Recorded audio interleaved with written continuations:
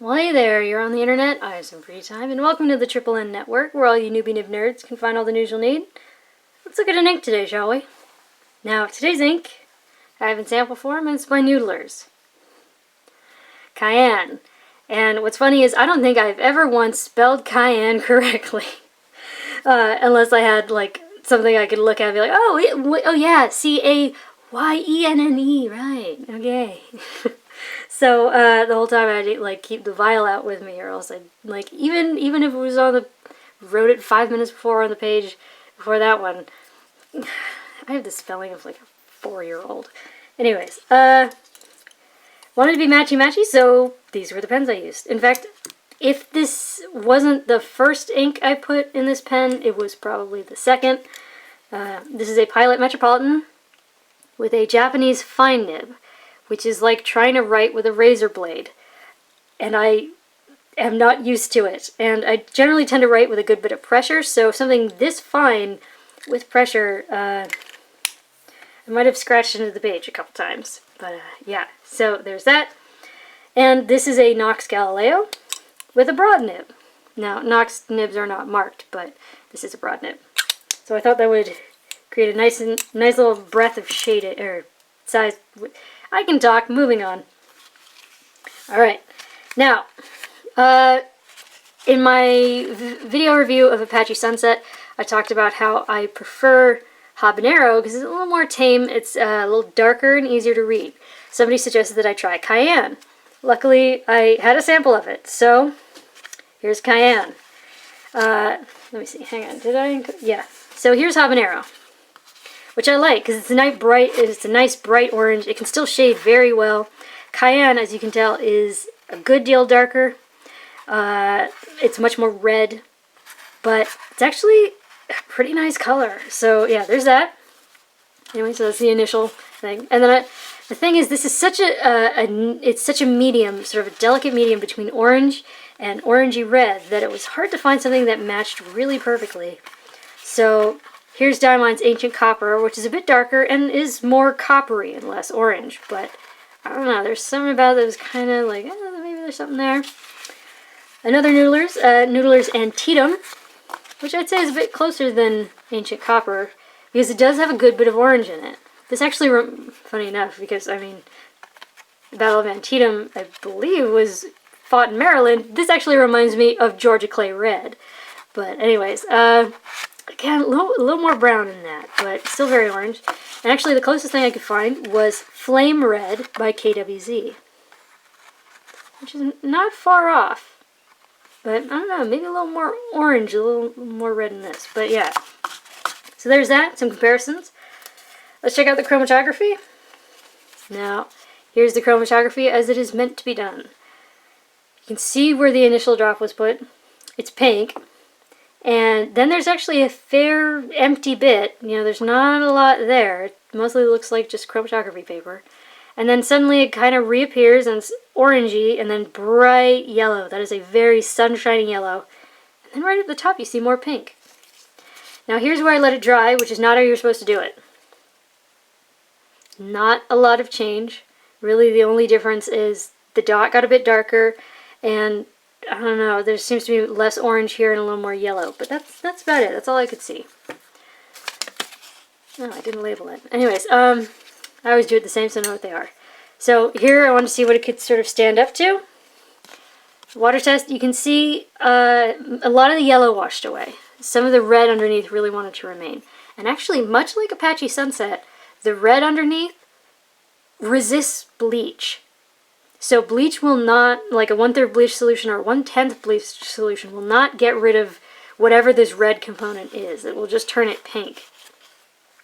Ammonia pen flush really got it moving, especially the orangey yellow bits. The red underneath was starting to move. Hydrogen peroxide just sort of mushed it all together and I had to wipe it up very quickly because things started happening to the integrity of the paper. Speaking of paper, paper test, top down at NZD Clairefontaine 90 grams per square meter. Yeah, I sat down to do these tests, and they had dried a little bit in the pens. I don't know why. So the ink was so dense all through there, that when I was holding it and like moving and started to do the rest, I had it all over my fingers because it had gone very dense inside the nib. And so you might see a couple of fingerprints further down. And that's just because when I was holding it or writing or whatever, I picked it up with my fingers. So I decided to play with them a little bit, get the flow going until it was back to normal, started the test again. Now as you can see, this is a dark orange. And there's a good bit of shading. It's a very nice dark orange. It is sort of like a blood orange. There's a lot of red in it, but it is still orange. It's very nice. Now, the flow, once you break it loose again, it is about a 6.5, maybe a 7. It is pretty wet, as you can tell from these smears. Now, the Japanese fine took 14 seconds to dry. The broad took 25.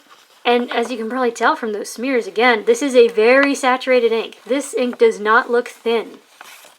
So yeah, water test. Okay, no bleed, no feather, no spread, no echo, no sheen.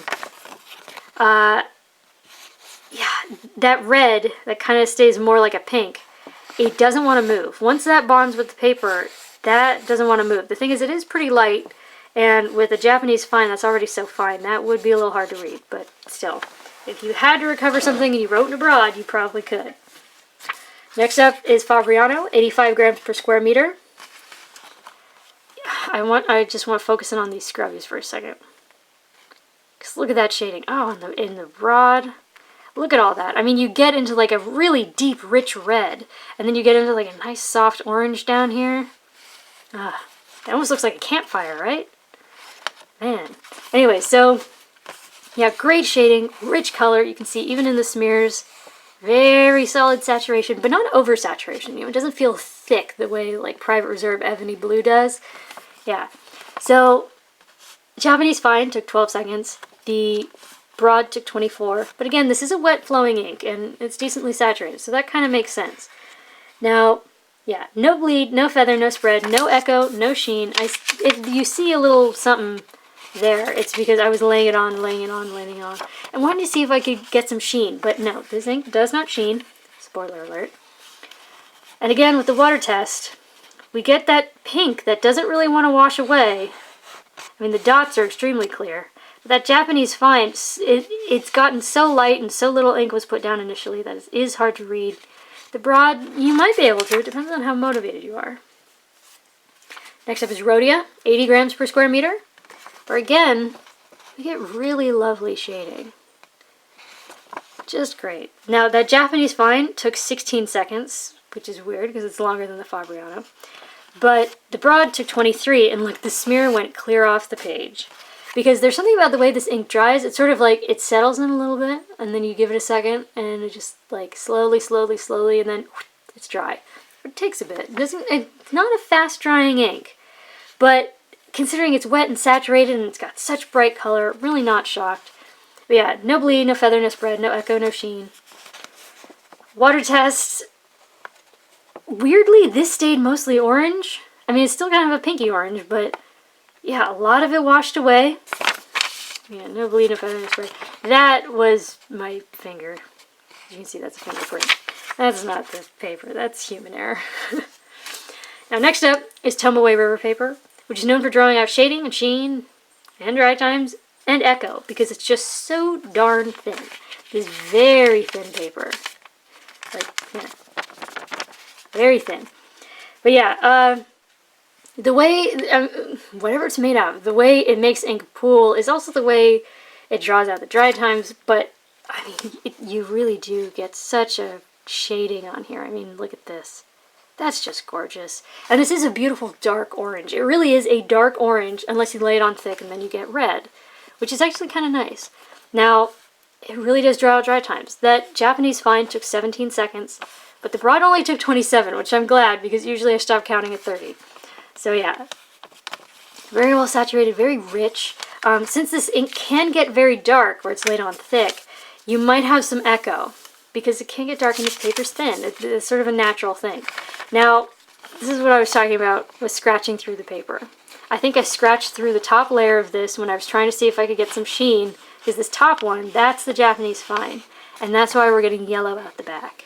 Now, yes, I did lay it on really thick, and that happens sometimes when you lay paper on really thick, but I think the reason why it came through in the fine is because I scratched it. I'm not good with really fine nibs. But yeah, anyways. I mean, it's Tomoe River. It doesn't do bleed, feather, spread. We don't get sheen. This is not a sheeny ink. But yeah. Water test. This paper loves to let ink slide away when you add more water. It kind of did. The dots are clear. The broad, because you put more ink down, more remains. But that Japanese fine is really, really gone. But once again, what remained is sort of that pinky color. Now, for the next 3 tests, I just used the Japanese fine, except to write the name. And here's the world's worst 20-pound copier paper. And as if you needed proof, look at this spread between here and here. Look at the difference in line width. Yeah, it got much broader. And then, I mean, again, ugh, look at that feathering. That's nasty, right? It's not good. And we have no more shading, but honestly, I mean, yeah, shading is nice. I'm one of those people who absolutely love shading. But since it leaves behind such a wonderful dark orange color, I don't feel too bad about that, you know? I mean, it's a great color. Now, it did take 2 seconds to dry, you know, which makes sense. It is kind of wet flowing, and it's pretty saturated ink. But yeah, we do get feathering, we do get spread, and there was more bleed than I was expecting from a Japanese fine, but okay, this is why I think it was human error. You see here, it's the very start of the scrubby over here. I think I scratched into the paper. This was very early on. In fact, I'm still learning how to do this. I still occasionally scratch through the paper with that nib. But, yeah, I was expecting less, and the thing is we actually do get less. Like all through here, that's really not bad. But, yeah, now this is a more absorbent paper. It tends to suck ink in, make it harder to wash out, and that's definitely what happened here. I mean, this really looks like a campfire. Look, you got red in the middle and then orange and yellow shooting off. That writing looks like it is, like you're writing with fire. It's cool. But it does, I mean, you know, you do have the color separation there. So it does spread. It does sort of freak out a little bit. But I think it looks kind of cool. Okay, next up, Mead Notebook Paper. It's physically thinner than 20 pound. It's very common for American school children. And lately, it has been feathering like crazy. So it's been feathering like crazy, which is not great. Could be worse though. Again, 2 seconds to dry, and if we look at the two side by side, we can see that it did not spread nearly as much as it did with a 20 pound. In fact, there's very little if we compare it to the Tomoe River. Comparatively, a heck of a lot less. Now, yeah, there was some feathering. But, I mean, the thing is, more absorbent papers sometimes tend to, like, sort of suck the vibrancy right out of an ink. Really not so here. We still have this very bold orange. And it is orange, you know, you wouldn't confuse it with a red. So that's kind of nice. And, again, I feel like I scratched through the paper here, because, again, that's at the beginning of the scrubby. But, for the most part, really good. Like, we don't have bleed. We maybe have some echo, and again, I think that's just because I was such fine nib, and it was wet writing, it was saturated, and I tend to write with a good bit of pressure. So I think I might have been putting a good bit of ink down. So, I mean, I'm not saying it's all me, but I think me being me wasn't helping. And again, this paper tends to freak out when you add water, and it kind of did, because, once again, it looks like we're writing with fire. We got red in the center and orange and the yellow separating off. I mean, I think that looks kind of cool, but if your life depended on recovering it, yeah, that might not be the easiest task. Now, lastly is Moleskine paper, which I hate because it hates ink. Yeah. I got like, seriously, I got somewhere between 20 and 40 assorted notebooks in this stuff. I don't know how I'm ever going to get rid of it because I hate it. Anyways, yeah, we got lots of feathering. A lot of feathering. It is ugly looking. That's nasty. It took 5 seconds to dry, which is weird because obviously it's an absorbent paper. I mean, you can see the pulp pattern in this paper. You can see the little mushy bits. Like, what is this? Ugh. And we get lots of bleed. And I mean full-on bleed. It got onto the page below. with a Japanese fine nib. I hate this paper. Anyways, but yes, it is still a very vibrant orange. I honestly don't know if the cream color of the paper helps or hinders that. Honestly, I think the stark whiteness kind of makes it pop a little bit more, but I don't know, could be wrong. And this paper does tend to freak out when you add water, and boy howdy did it. Look at that. I mean, first of all, the stuff at the center isn't solid the way it was even here. That starts to like break apart, and it's almost like it's indecisive. Should I leave? Shouldn't I? And then like some of the orange remains and some of it doesn't, and I don't even know what to say about this stuff anymore. Oy. So, there you go. Noodler's Cayenne. It is a really beautiful color. Honestly, I think I might be, like, if I'm going to use the rest of my sample, I'm probably going to put it in my Conrad brush pen, just because I love the shading. However, if I'm going to be writing, I'm probably going to stick with my habanero, just because it's a little brighter. Still shades perfectly well. It's, and I'm more familiar with it. Honestly, I got a nice orange. Very happy with it. However, this one seriously impressed me. If you want something that's darker, because darker inks do tend to be a little easier on the eyes to read. That's one of the reasons why Apache Sunset isn't like my favorite ink ever, just because it can be a little straining on the eyes to try and read a whole page of it. This stuff actually is pretty good. It really, what comes to mind is a blood orange. You know, because it's orange with a good deal of red in it. And, I mean, on the cheaper papers, when you add water, it looks like you're writing with fire. It is cool. I think it's cool. Anyways, there you go. For your consideration from the Triple N Network. If you liked the video, please give it a thumbs up. If you'd like to see more, please subscribe to the channel. And thanks for watching. Bye.